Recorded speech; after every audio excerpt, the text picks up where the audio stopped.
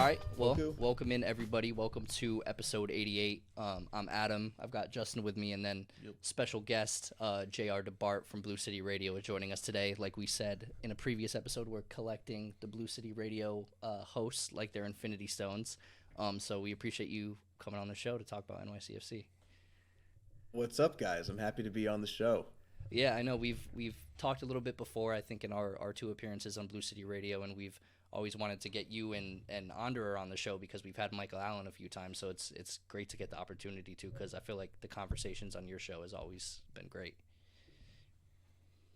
I'm a big fan of you guys' show. I like how it's very succinct. It's like usually less than 30 minutes after a game. I think that's like super refreshing. Most of the podcasts that we do, we like usually drown out the audience and gas bag for like an hour and a half plus. So it's nice to just get like a quick snippet in about the club. I think you guys do a great job with that. So I'm excited to be on with you guys.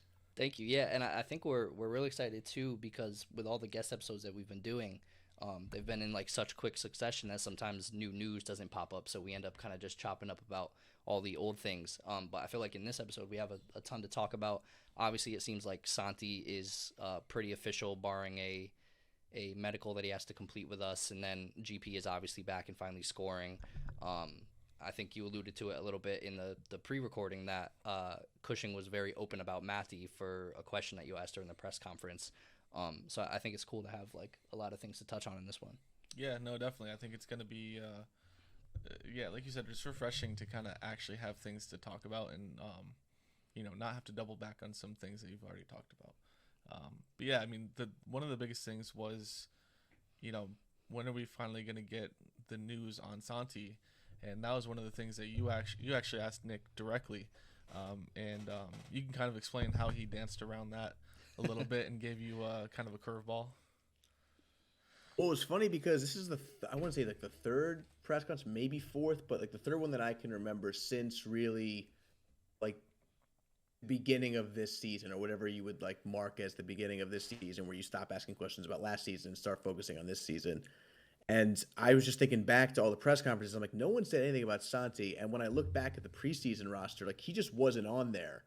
And everyone that usually wasn't on the preseason roster, like if it was Maxi or Sean Johnson or I think actually Maxi was on the roster, but if it was like Sean Johnson or Callens, it was like, hey, we're trying to work out a deal with Callens and Sean Johnson. There was an explanation for everyone, and there was nothing on Santi.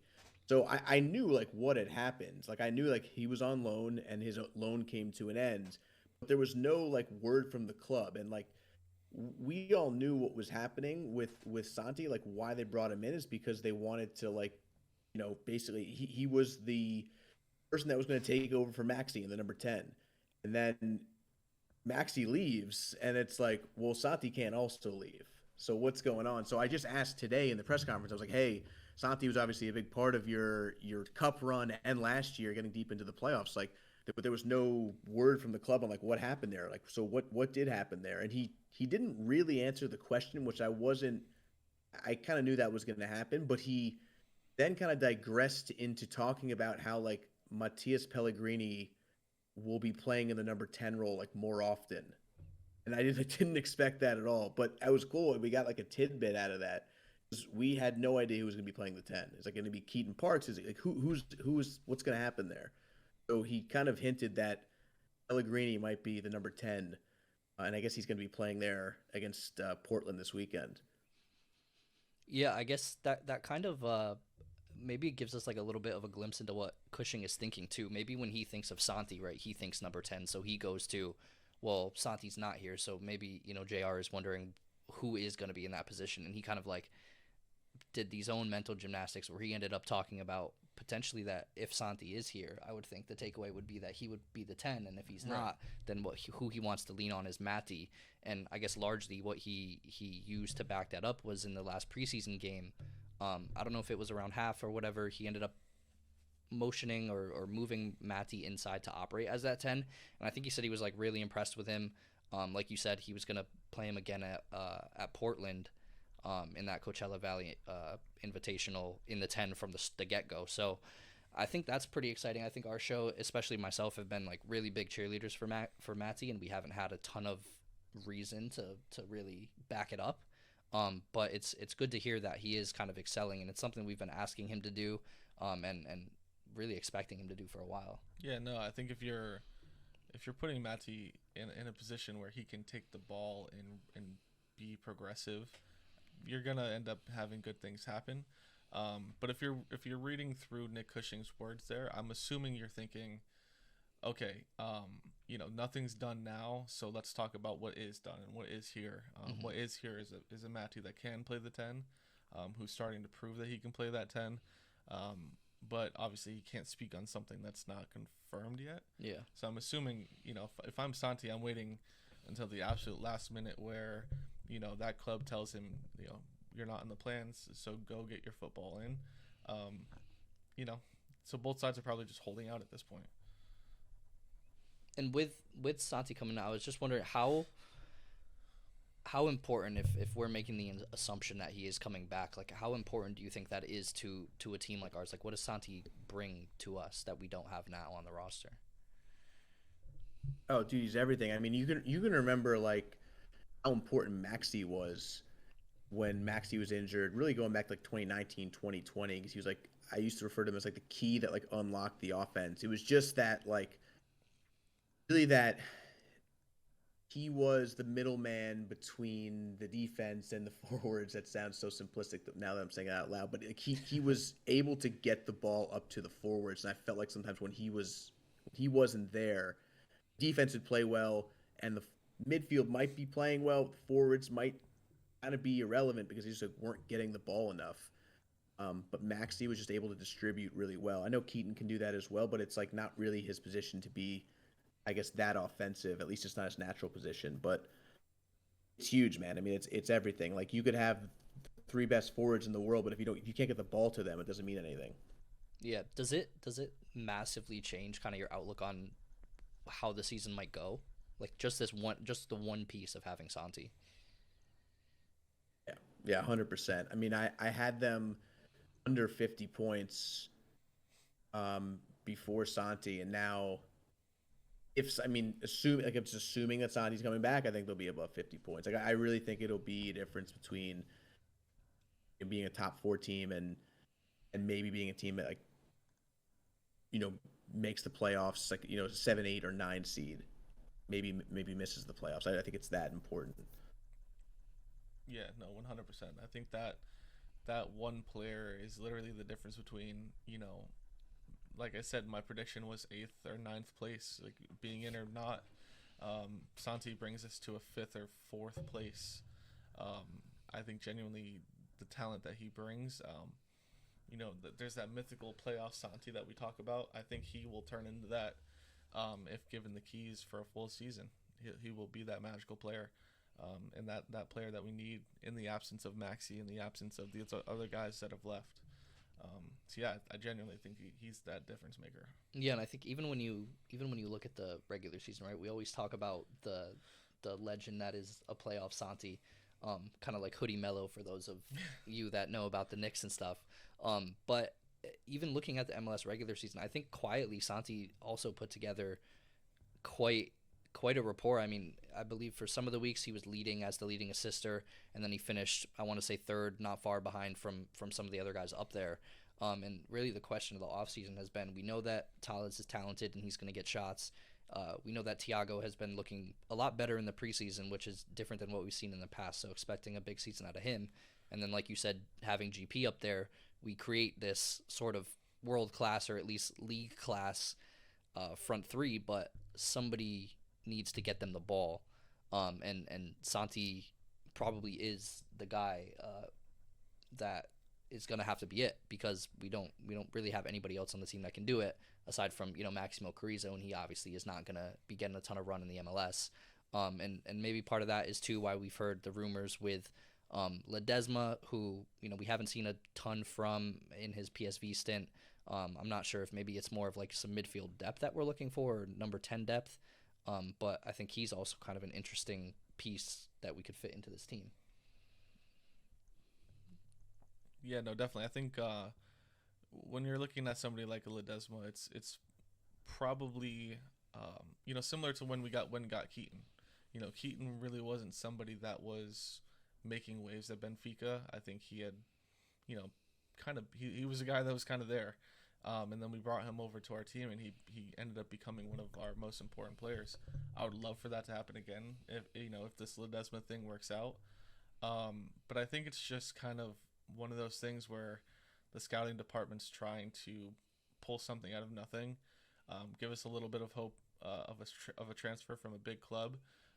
Like I said, similar to when we went and got Keaton from Benfica. It was kind of like that moment where we're like you were saying in pregame or in the pre-show, like those are the types of teams that we send players to. We don't normally get players from those teams, so there's that excitement around it for sure. Yeah, I mean, I just think first was it 2015? We got Angelino, and then he goes to PSV. Did he go to PSV first? I don't know. He ended up there. But usually we're usually like players are kind of going there from departing NYCFC to go to a club like PSV. Usually it's not the other way around. So I'll be perfectly honest. Like I'm not going to sit here and like start talking so much about Richard Ledesma because I really haven't seen him play too much. But like you're definitely right. Like it does sound like very similar to the path that Keaton Parks was on. Keaton Parks has obviously been like a really solid player for NYCFC as long as he's healthy. So if Ledesma does get signed, and is anything like Keaton Parks, I think they would be great. But as you can remember, like it took Keaton like a year and a half to really kind of get his feet underneath him at NYCFC. So if you're looking for a solution for Maxi and Santi potentially leaving, it's a lot to ask from a 22-year-old kid who's coming in. So I guess we'll see what happens. It's like the biggest story right now is what's happening with the number 10. Is it going to be Mati? Is Santi going to come back? Is it going to be Ledesma? Like I feel like right now is like the talk of NYCFC. Yeah, I think the most important thing when it comes to like all these position battles is that it feels like in all of them we have people that are actually going to be like competing against each other. I feel like that's super super big.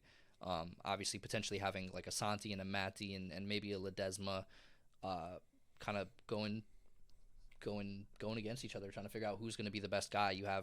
We have a slew of wingers. I don't know. I feel like our wingers are like what left back was in the past few years, where we would have like 5 different left backs on the roster. I mean, even now we have a ton, but kind of across the field we have competition. And I think one guy that I want to focus on that seems to have doesn't have a ton of competition, but it seems to be very important if we want to have a good season, would be Thiago Martins.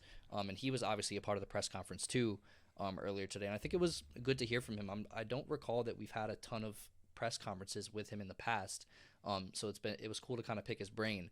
But I liked the comment. I can't remember who asked it, but they were asking him what it's like in his second year, or how he feels coming into his second year versus the first coming from the J League. And he said he wasn't quite as confident the first year, and obviously that was pretty apparent, I think, to a ton of NYCFC fans when he first came over, but that he's feeling way more up to it now. I think that's kind of like perfect timing in terms of needing to be a leader and then also coming into the fold and feeling like he's about to give the best that he has ever before for NYCFC. Yeah, no, definitely. I think had we set the reminder to join the press conference, yeah. Which we got home and we're sitting there like something feels off. Oh, press conference. Yeah. Wow. But yeah, one of the questions that I was going to ask him was, now that you're really taking over maybe one of the best defenders in MLS history, you're taking over his spot, or at least that seems to be the case. Do you feel an extra pressure to step up into that role and become that guy that can do multiple things, that Swiss Army knife? And it seems like he kind of answered that in many ways from other people's questions. He seems like he's going to be up to it. He seems like he has confidence in, whether or not he's asked to do that, whether or not he has the skill to do that, we'll see. But I definitely think he's going to be a huge part of this team. Do you think, what do you think his impact is going to be this year? Oh, we might have froze. You there? I mean, yeah. Sorry, my internet's a No, little you're good. shoddy right now. You Kind of froze like for a minute and the we're like, oh, midfield of NYCFC. Still here. If it cuts out again, just let me know. City Radio, they give me a hard time all the time about it, but it's you. I'm usually in a different location, so I guess it's some of it's just luck that follows me. But Thiago Martins, by the way, guy who he sounds like a Bond villain. He has the voice of a Bond villain. He has the voice of someone who has smoked like a pack and a half of cigarettes since he's 12. I love his voice. Um, but yeah, you're right. Like it was a staunch difference between like him in the beginning of of last year and the end of last year. Like he was really solid at the end of last year. In the beginning, everyone was like, even before he played, was like, what are we doing signing a DP center back when we have Callens and Chanot? It was like, it doesn't even make any sense. Signing a DP center back is already kind of like a ballsy move. Um, Towards the end, it's like, man, this guy was really solid.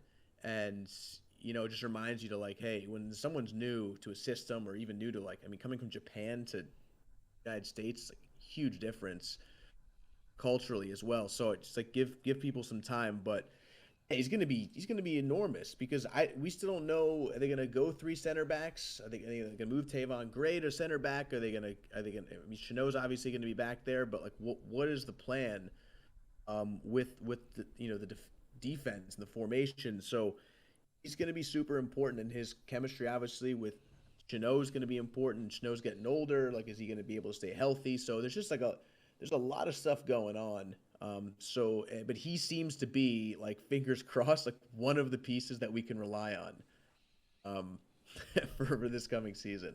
Yeah, and I do wonder what instruction he has gotten from Cushing. I think you alluded to it a little bit because in the press conference he mentioned how obviously he scored the brace against St. Louis at Coachella, and um, obviously everybody was giving him his praise in the press conference, and they were asking him kind of what he saw on the field and stuff, and he mentioned that last year he saw that the way Collins played, and saw the way that Collins got goals and stuff, and he said, I know that that is important to the team.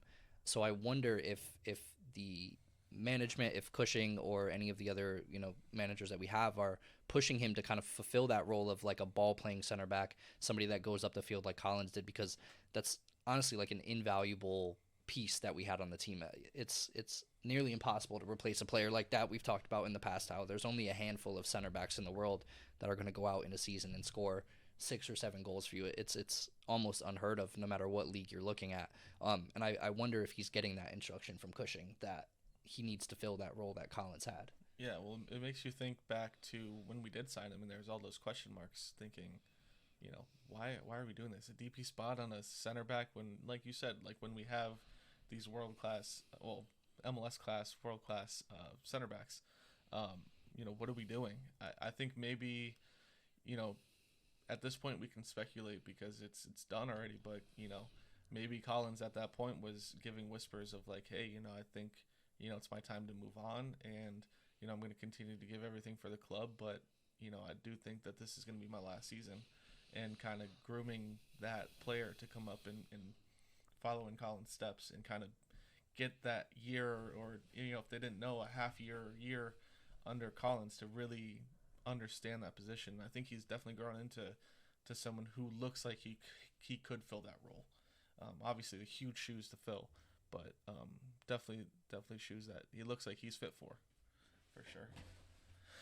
It would be ideal, honestly, and I'll be perfectly honest. Like I'm super happy for Callens. Like I deserves. He's 30.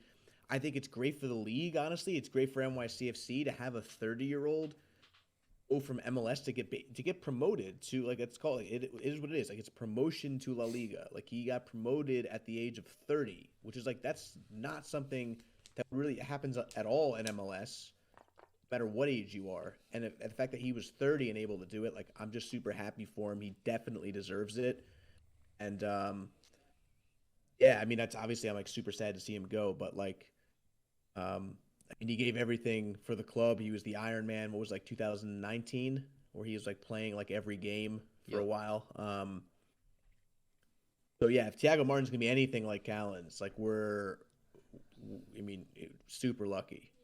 Yeah, and I think, staying kind of on the same idea of players that I think everybody in the community is kind of guaranteeing to have a good season. Thiago Martins is obviously a part of that, and I think even more so than him, somebody that's talked about in that fashion has been GP. I've kind of heard it across the board. Definitely on your guys' show, I know we've been big cheerleaders of GP. I think you've been a very big cheerleader of GP, and I don't know how. I guess anybody couldn't be at this point if you're an NYCFC fan because somebody's going to have to score goals. And I think a lot of people are potentially projecting him to be the top scorer of our team. And that'll be a battle that he has to have against Thales Magno. But I was just wondering, what is kind of your outlook on GP for the season? What do you think he's going to accomplish? Is he going to live up to kind of all the expectations that we all have?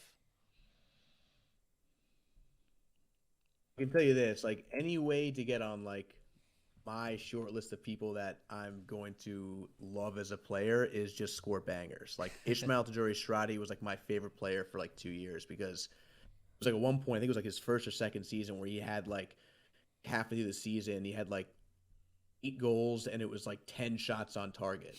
Like it was just ridiculous. Like every single shot that he had was like a beauty. And I think there was another point. I think it was night 2019 where he had hit like 3 posts in the start of the season. Um, so I definitely miss Shradi a bit, but like GP is almost like a younger Shradi with a higher ceiling, which is like incredibly exciting. And the poise that he has under pressure, like every single one of his goals last year, like none of them were cheap. Like every single one of his goals was like a beautiful goal, beautiful shot, like him putting something through a small window. Like I'm just extremely high on this guy. I'm really happy. I was like a little bit worried in the beginning of the season when we like didn't when Kacha Acevedo's leaving and Santi's leaving and it's like he was nowhere to be found. But we finally it was just a visa issue and now he's back on the club. So I'm super happy. I think there's a very good chance of him being the leading goal scorer. I think Magno will most likely be that because they're going to have him at the 9 and he's the most talented player. But I mean, I could easily see Gabby Pereira eclipsing 12 to 15 goals. I really do. Yeah, definitely. I think you touched it right on the head. I honestly never made the comparison of Shradi and GP. I think they're very, very similar.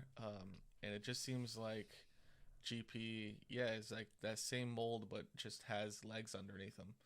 Legs that aren't going to go every five days. Yeah. It seemed with Shoddy, but 5 hours. yeah, and somebody that can actually, be another one of those big NYCFC exports, like the Jack Harrisons, the Tatis, the Angelinos, those type of guys. That can go on and make an impact in soccer and in the bigger picture outside of NYCFC. So GP is one of those guys where it's like, you're happy last season that he was contributing the way that he could, but you're happy that he didn't contribute so much that he became one of the Yeah. people that actually ended up leaving. So he did just good enough, but not too good, to get a big ticket out of here. But yeah, I'm excited to see him. What do you think his ceiling is?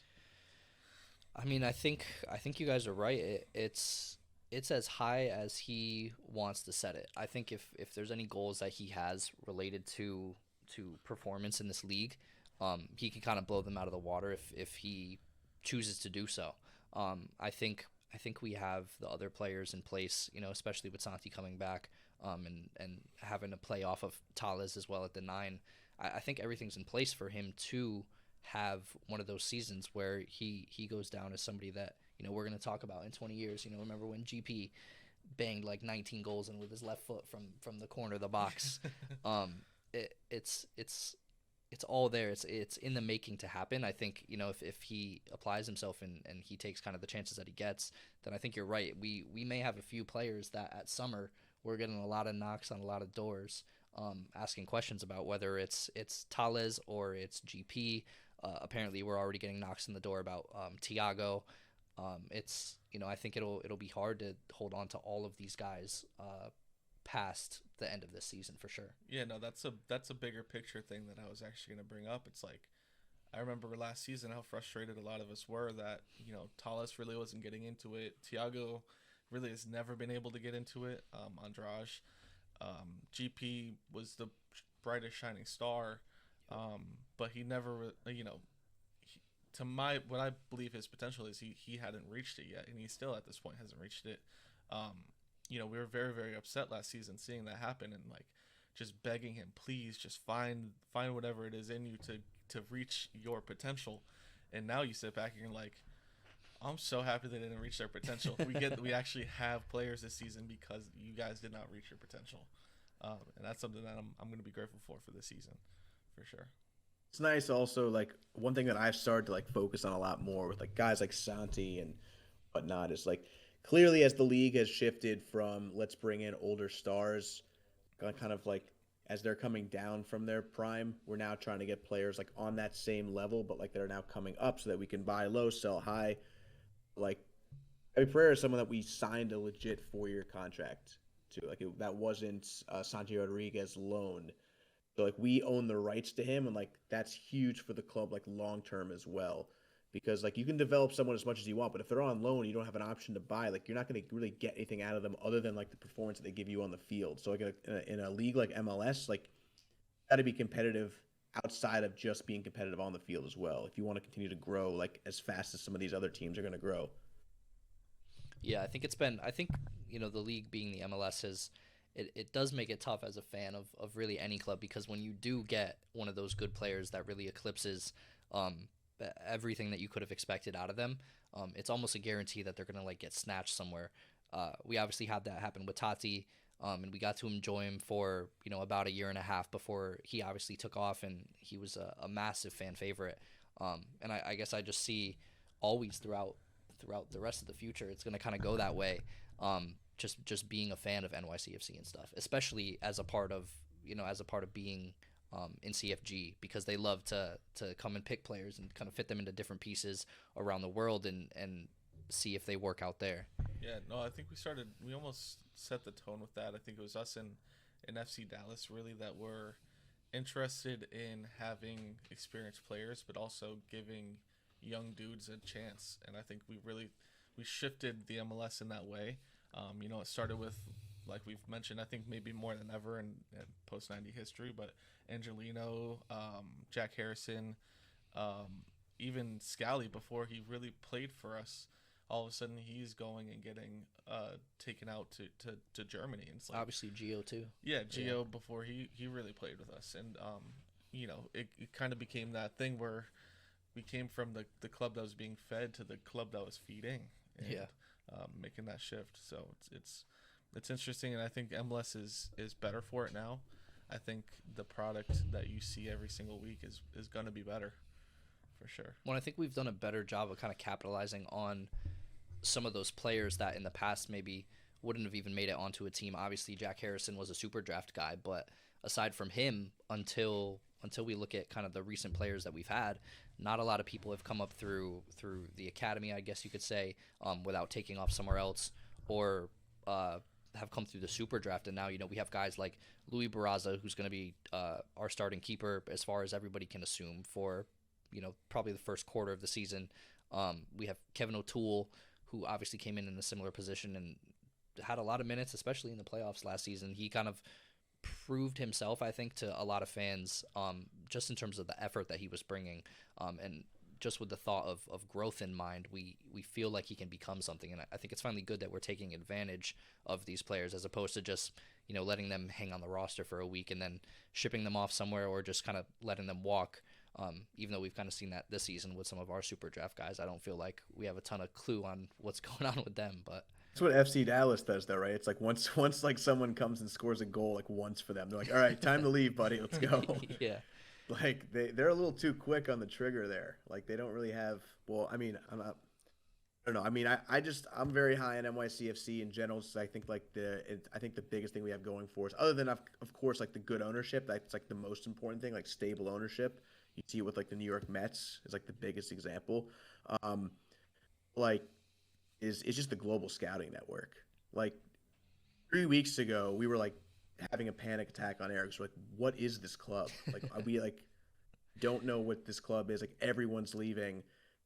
Like slowly over the last couple of weeks, like things just start to come into place. Like two fullbacks get signed with younger guys. One guy's 26 from Mallorca. Like things just start to slowly come into place. I know it's like cutting it very close to the season here, but I mean, it's just nice in that like it doesn't feel like this organization is going to give just like take a season off. You know what I'm saying? Yeah, definitely. I think just touching on the youth side of it, one question I had for you was just what youth player, somebody that's not really, in the conversation right now, um, you know, maybe NYCFC 2 level to fringe first team player, which young player do you think is going to have the biggest impact this season? Well, I'd say like I mean, we all like Maximo Carrizo's like that's like the golden child right now of NYCFC. He's like 14 or maybe he's 15 now. I don't really expect him to like really play too much of a part on this season. The guy that I'm like really interested in like following is Johnny Dennis. So he's some guy like he's for a couple of reasons. One, like I think it's a super cool story. He played 4 years at Columbia University, so like New York City roots. Spent all 4 years there. He's 25. So he's not like that young, but he's not certainly not old. Last year in NYCFC two, he scored 14 goals in 18 appearances, which is I mean that's incredible. He already scored in preseason, and he just got called up to the Honduran national team. So like I think that's incredible. Like I'm excited to see what if anything he can contribute, especially since we're like short at the number 9. Like what happens if Magno gets injured? Is he going to slot in there for a game? Like we'll see. Maybe it'll be a Thiago Andrade. Like who knows? But like me, he's someone just to keep an eye on. Also, I guess he's not technically considered a homegrown, but we just haven't had many people from like the academy be anyone other than I guess with the exception of like Kevin O'Toole. Um, really, everyone's always been a defender or a midfielder, so it's or a keeper, I guess. So it's interesting. He's someone that I'm just like keeping my eye on. Yeah, and I think with you mentioning homegrowns too, it makes me think back to the episode that you guys just released for Blue City Radio. Um, One of the questions that you had, or one of the lines that you set, was how many homegrown players are going to potentially score this year? Because I had no clue that no homegrown player has ever scored for NYCFC, which just seems insane when you think of the level of academy that we just talked about, and the talent that we've shipped out across the world, and even that we've had in our NYCFC two team. Um, Jason hasn't scored. Jason hasn't scored. Wow. Hack hasn't Toole scored. hasn't scored. Yeah, Tavon hasn't Toole scored. is definitely not homegrown because he was a Red Bull guy. Yeah. So Yeah. I wonder if any homegrowns that we have on our roster, and I know you guys touched a little bit about it on the episode, which one do you feel like would be the guy that might bag a goal this year? If you're not counting Kevin O'Toole or Johnny Dennis, like I guess it's got to be Hack. Mm. I mean, I'm not sold on Hack yet. Like the problem that I have is like I've been like labeled as like a Hack basher, and it's like I don't want to be labeled as that because like especially when you're dealing with young players, like they're always gonna get the better end. Like he's like 20, he's gonna get better. My point is like he's clearly not ready right now. Like he was culpable of both goals in the game against Philly. They got us knocked out of the playoffs. But this club is like very I don't know what to say high on him, but like or I mean, every single press release has like Justin Hack on like the cover of it. It's like I don't. I mean, my theory is that like he's probably someone. He's an American. He's from New York City, and he's maybe someone not as doesn't have as high a ceiling as like a James Sands, who might like leave super early. So he's someone that like might be around for a while.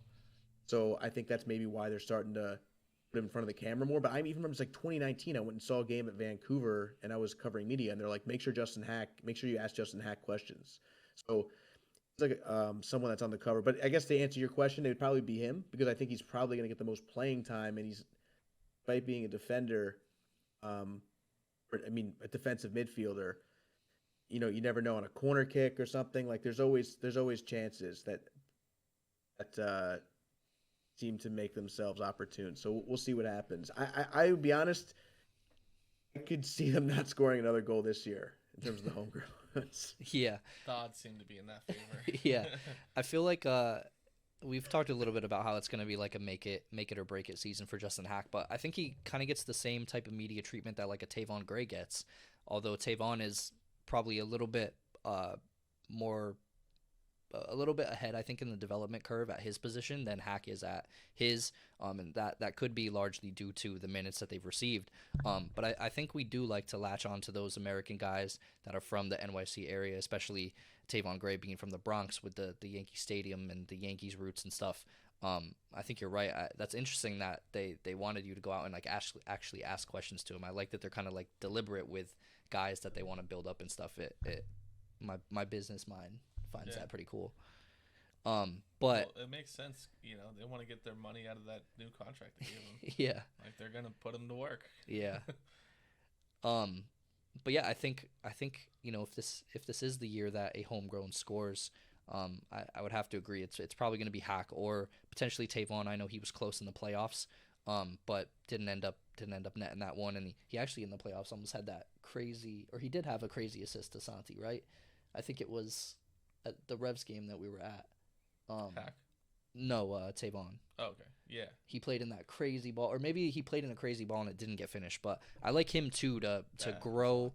If he doesn't get his role kind of taken over by Alenic, and then I think at right back we'll potentially need to see growth from Tavon kind of in the attacking part of the field. I think we'll get two. I will make the bold prediction. We'll get two. One's gonna be a header from Justin Hack. You're gonna pick the way they score too. Oh yeah. The other one's gonna be a left post tap in by Jason. Okay.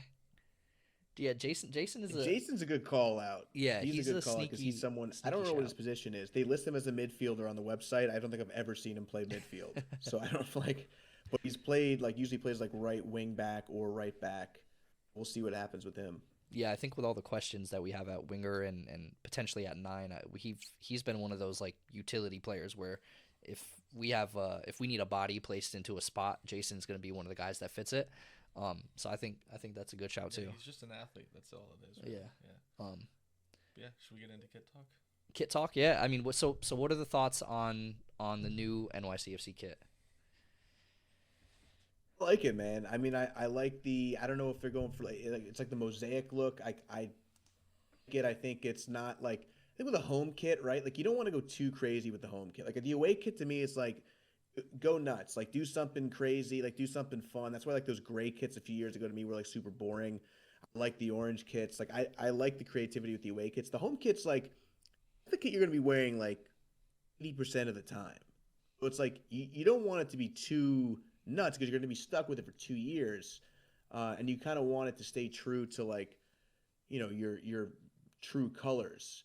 And I think this one's great. I think it's good. The only thing I don't like about it is like on the shoulders and stuff, and like in the kind of in the background they put like the soccer netting, which I thought was a little hacky. I don't really understand what that was, but I like it. I like the little orange accents around the collar. I think it looks good. And honestly, if you're watching it on TV or zooming out, you're not really going to be able to see too much of the detail on the jersey. So it's more of like almost for the fans.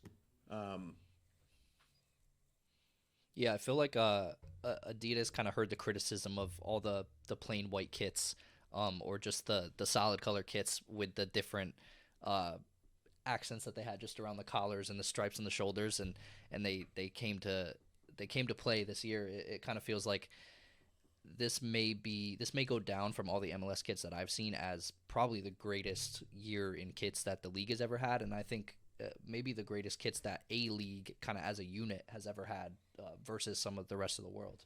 Yeah, definitely. And just specifically the NYCFC kit, I think it's great. I think it may only be the second time that we've had orange incorporated into the actual home kit, which I think is super important. It's something that obviously you can see with the Lightning kits that came out. People really love and they love to embrace that orange. It's like this weird second side to us that we just love. And so to see it on the home kit, I was really, really hoping for that leading up to the release. So I'm happy to see that. It's probably up there with, I think it's my second favorite home kit ever. And I'll put it in top 5 for our kits ever. Yeah, I think it's the top 5 kit for sure. Were there any other kits around the league? What's your favorite home kit? Yeah. I was trying to describe it to Coach Joe. It was The black one, right? You said yeah. Oh wait, that might have actually been in a way a away kit. where it had the little orange. No, right here. so the favorite home Yeah. kit was the Gotham one though. Oh, the spiral, yeah. the hypno, he called it. Well, no, the Gotham one was it was one of the generic like when they had the stripes on the shoulder thing. Yeah. But it was one of my favorite kits. Yeah. I think that'd be like the 2018 2019 kit, like Yeah. the ones you see from a tree. 'Cause I think when you look up the picture of down it, the side. The picture of it I think had Trotty wearing it. Yeah. Yeah. So. Oh, the dark blue one. I know what Yeah. you mean with the 3 stripes coming Yeah. down. Yeah, yeah. But then again, I'm a sucker for the baby blue. Yeah. So the inaugural kit Which is is funny up there. because you're a United boy. I know, but- yeah, it's like almost against my nature, but I see that baby blue and the white. Anything with the You baby do blue have and the great white, colors. I will say that. It's amazing. Yeah, when you mix the baby blue with the white. But I mean, JR, have you seen the rest of the kits kind of around the league? Is there like another one that stands out or that you potentially even like more than what ours is? I love how the New York Red Bulls, New York, New Jersey Red Bulls, New York Metro Bulls, whatever you want to call them. I love how their New Jersey looks like Metro Bulls. someone was doing tie-dye and then pissed on it. So their jersey, it's horrible. I'm very happy that they decided to go with like a urine, color scheme. I'm gonna get killed for this though. I actually kind of like the Philadelphia Union kits. We all do. It's really sad. Yeah, I'm gonna get killed for that. Yeah, I feel like we were talking about it prior to recording. I like how they just did the snake monogram right on the chest as opposed to the badge, which is I think it's actually kind of a crazy move for your home kit not to have like your proper badge on it. But I kind of hope, and I think a lot of people in the community hope that we'll do something similar where we just grab, like the NYC from our kit and kind of stick that as a monogram in place of a crest on one of our kits, and that'll be a long time coming. One day they'll probably drop it on us, and they'll know it'll be hype. What's gonna happen is it's gonna be, I don't know. Let's just call it a random number so we're correct. It's gonna be 2028. And Jason's going to be the captain of our team, and our actual logo is going to just be the NYC. Yeah. And they're going to drop the subway token. You think so? I think so. Yeah. I feel like If you think about it, the 2027 home kit has a lot to live up to because that is going to be, everything goes to plan. That's going to be the year that this new stadium opens. Yeah. The home kit's got to be crazy. That's inaugural part 2 for us, really. Yeah. That season's 2027, 2028. Yeah. So I randomly plucked that out of the air. I kind of forgot that the stadium was going to be done by then. So, yeah, I think there may be a lot of big changes around that time. Who knows? Yeah. I feel like, to me, the most interesting part of the stadium opening might be what legends we may bring back, obviously for the opening, but potentially to, like, actually play for the team when they're, like, later in age. That kind of, to me, is exciting. Imagine like a Tati coming back in his 30s. At that point, I think Tati would still be at Girona. He'll still be pushing. I think at that point, maybe Jack Harrison could be a potential because he would have been gone for a while, and or maybe James in Sands. that like championship relegation battle with Leeds if he stays there. Mm-hmm. That could be really cool. Yeah. It'll be interesting to kind of see how everything plays out with I guess the club in general, right, as we push into the future. And I think sort of wrapping things up, we took a little inspiration on the over-under thing with you guys. I feel like your categories on your latest episode were extremely creative. My favorite one was the Jason over-under on how many times he'll be fouled. I think you set it at 19 and a half. I would have thought, I feel like you could set that number at like 40 and I still might go over on it. Yeah, genuinely. Yeah, the thing with him is like I just don't know how much he's gonna play. It just would have been more fun to probably go higher. But like every time he goes on the field, I always make the joke. He looks like if you ever like played Grand Theft Auto and you like someone with your car, they go into like a ragdog mold, ragdoll mode. It's literally like watching him on the field. He's just always just getting shellacked on the field. Like I don't know what it is that he just is able to draw penalties. Good on him for being able to do that. Like I don't know, yeah. It's we should put him in the box more up on offense. Yeah, but going into our over under round, I feel like Vegas and 538, which probably a lot of people know, are very high on NYCFC, placing us like second most likely to actually win the whole thing, which maybe makes a little bit more sense now with Santi and the rumors, but they had that pitched up there like that a few weeks ago. So when it comes to you, over under on placement in the league at 4.5, what do you think? For the Eastern Conference, right? Yep. Fourth at 4.5. It's kind of like right around where I see them, which is why the line's there, I guess. I'll go. I'll go over. I think they're going to be like fifth this year. Fifth? I mean, if you think about it, right? 2021, they finished fourth and won the MLS Cup. MLS Cup. So I'm not going to sit here and like say that this team is looking better than that team over a 34 game sample. So I'll go over. Over. Yeah, I think I have us sitting right around fourth, and then as you mentioned earlier in the episode, potentially on the line of getting in or not getting in the playoffs. Do you still feel that way with the things that we've kind of seen? I still feel like I mean, see, the thing is, the closer we get to actual kickoff of the league, I think my excitement is starting to overtake my reason and logic. So I'll move us from 8th or 9th to 7th or 8th, pending Santi news that tells me that we're going to win a championship. Okay. Yeah. So expectations are set accordingly, I guess. Yeah. And then next one, clean sheets. We got to set at 6.5.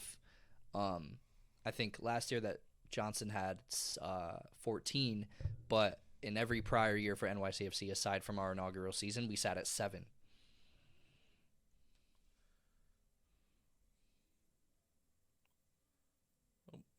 Yeah, I'll go over. I think defense is solid, and as long as Maxime Chanot doesn't like break down this season, I think that even with uncertainty, if that's what you want to call it, in in net, I think that they'll be able to just have games where they're playing like a St. Louis. I don't even know if they're playing St. Louis this year, but they're playing a lower team, or they're just gonna the team won't have too many shots on goal, and they'll get a clean sheet. So I think they'll be over 6.5. Cool. And then getting more into the attackers, I feel like every time we ask, I guess, the questions that the lines are too low, but we originally set Tales at 12.5. Do you think he blows past that or right around there? This is just MLS games, right? Yeah, regular season. Yeah. I think he's gonna have to. I mean, I will put him over. I'm just so high on the guy. Like, he's so talented. And if you even think about like his very first season with NYCFC, or his first half season, it was 2021, like he came on and everyone was like, I don't know, like what's going on. And he's now like so clearly, even like in the beginning, like, even when Tati was still in the club last year, like you can make the argument that Talos is more talented. I just think that like this is going to be the year where he's going to be like head and shoulders above like anyone else on the team, maybe GP offensively, but just like I think we're just going to see a breakout year from Talish. So, and I think the fact that he's playing the 9, like he's going to have to score more than 12.5. I'd hope so. Yeah, otherwise it could be a very tough season. I think we were both over on that, right? Yeah. Yeah. And then I feel like I already know the answer to this. Probably for all of us, we set GP goals at 9.5. I do not know what I was thinking when I set this line. But give me your thoughts on that. I think he had 8 last year, right? I want to say he had 8 last year. Around there, yeah. So, yeah, I mean, to me, yeah, he'll be over. If he's not over, would you put it at 9, 9.5? Yeah, 9.5. If he's not over 9.5, like NYCFC will not make the playoffs. Like I feel like it is. It's going to be huge, like for him to. I just feel like he's just so talented, and I'm really looking forward to with him and Talish, like what they're going to bring this year. Yeah, and then maybe a bit more of a wild card. Thiago Andrade We had him at 6.5. I believe I went under. I think you went over. Over. What are the thoughts there? Yeah. I think he's going to be over just because one's tough because it's almost like this question's almost like how much do you think he's going to play? Like if he's the starting left wing, which is where he would be if the season started today, in my opinion, unless you wanted to put him at striker and then Talish at left wing. And he plays like 26, 27, 28 games starts there. Like to me, he's got to be above 6.5. He's real talented. He had a great game against LA Galaxy in the preseason. I think this is his year, man. Like he's really shown some bursts of really, really high quality play, and obviously he's got a lot of pace. So I think this is like another one of those players where like you could see potential breakout from him, and they're going to need him. I'll go over. Yeah, I feel like that's kind of been our thought as well. I still feel the same. And if this was FanDuel, I'd probably actually buy a couple extra goals. I might buy 2 more goals on that. I might put that to 8.5 and still pick the over. Yeah, I feel like we don't get blessed as MLS fans with kind of all the lines that we get around the world for goal scorers and stuff when it comes to the MLS. So, unfortunately, we can't put our knowledge to use in the way that we'd like to on FanDuel. Although FanDuel has been, that's a side note, but we are FanDuel. Yeah, yeah. I mean, if you think about it, right, like NYCFC scored 57 goals last year. So even if you think, hey, they're going to have a down year of goals and they score like 45, you got to have like 30 of those you got to think are going to be from House, GP, and Thiago, right? I mean, maybe it's more spread out than that, but that's how I'm seeing it. Maybe totally like overlooking Pellegrini or like Johnny Dennis or something like that. But that's what I'm looking at. Hopefully Olivier Giroud gets in there. That's what I'm really hoping. Blue City Radio's very big on that. I was gonna say he can come over in a package deal with Pogba, right? Yeah. No, I think we're gonna get a lot of goals out of Keaton. I think we're gonna see like Keaton pushing 10 goals. Like Keaton Cook. Yeah, and pushing the assists. And that's a lot. Maybe That's Thiago a lot, Martins man, too. Keaton. True. Yeah. No, I'm high on Keaton this season. I think he's gonna be a key. And I think he's gonna get close to 10 goals. I think he can get to close to, getting a double. Yeah. Soccer edition. Yeah. Yeah, I mean, I feel like that'll probably do it for episode 88. Obviously, we appreciate you joining us. It's been a pleasure to kind of join Blue City Radio, and I think that's how we initially met you. And obviously, always interacting on Twitter has always been fun to kind of share thoughts, and you're a great account to come to. I think the first thing that kind of enlightened us to the fact that the press conference was happening was I saw you tweeted, "So Matty is a serious option at number 10," and I was like, well, here we go. Let's go. Let's kick off. But I think that's the spot. I believe is it just at JR DeBart on Twitter? Yeah, at JR DeBart, JRDIBART on Twitter. Cool. Yeah. And then I feel like, we probably don't have to say it because I would assume most of our listeners probably have already listened to Blue City Radio for such a long time with how long your show's been running and how great it's been. But obviously check them out if you've never heard them. That's kind of the spot to go. The guests are always insane. I'm looking forward to potentially an Ian Joy episode. I saw Michael Onder kind of talk about that a little bit in the last episode, and guests like Taylor Twellman and stuff. So appreciate all the coverage that you guys have always had at the club. It's been great to kind of listen along and now get to share the mics with you guys. We appreciate it. Yeah, all credit to Mike Ander on that one. Like Mike Allen and I, we just joked that like every Monday at 7:30, we just like come down, sit down, and gas bag for 2 hours, and then leave and like leave Mike with all this editing. Yeah. I mean, he's really been the one since day one, and we're just kind of there for the ride and happy to be a part of it. Ian Joy, one quick thing on him. Like I'm really hoping they can squeeze him in somehow to Apple TV's MLS package because I really enjoyed watching him for the last few years with the club. And I mean, Joe Tolleson as well, but he enjoyed just like the energy, the knowledge, everything. Me, it's like it's criminal that they do not have him as part of as one of the broadcasters. You have Sasha Kleshchin, for God's sakes. You can have Ian Joy. I was gonna say it's a little Red Bull heavy over there right now. A little Red Bull heavy. Oh my God.